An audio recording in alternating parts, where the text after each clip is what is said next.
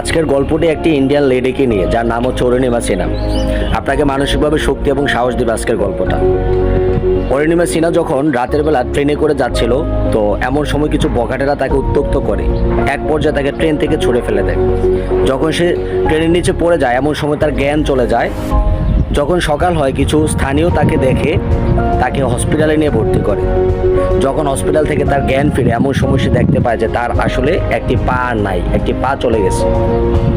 তো এমন অবস্থায় একটা সাধারণ মানুষের মেন্টালিটি কেমন থাকে এটা আপনি অবশ্যই ভালো জানেন। কিন্তু এমন সময় সে চিন্তা করে, সে যেহেতু বেঁচে গেছে, সে যদি আসলে জীবনে ছোট কিছু করে তাহলে মানুষের করুণা নিয়ে তাকে বাঁচতে হবে। কিন্তু সে সিদ্ধান্ত নেয় যে না, সে বড় কিছু করবে, যাতে করে মানুষ তাকে করুণার চোখে না দেখে, তাকে সম্মানের চোখে দেখে। সে চিন্তা করে যে সে এভারেস্ট সে জয় করবে, যে ইতিহাস করবে। তো সে সুস্থ হয়ে যখন সে আসলে আসে, ফেরার পরে সে এভারেস্টে জয় করার জন্য সে মিশন স্টার্ট করার আগে নিজেকে শারীরিকভাবে মানসিকভাবে সে শক্তিশালী করার জন্য সে প্র্যাকটিস করে, সে কিছু ক্লাস করে, তারপর ফাইনালি সে 2013 সালের মে মাসে সে এভারেস্ট জয় করতে সে সক্ষম হয়।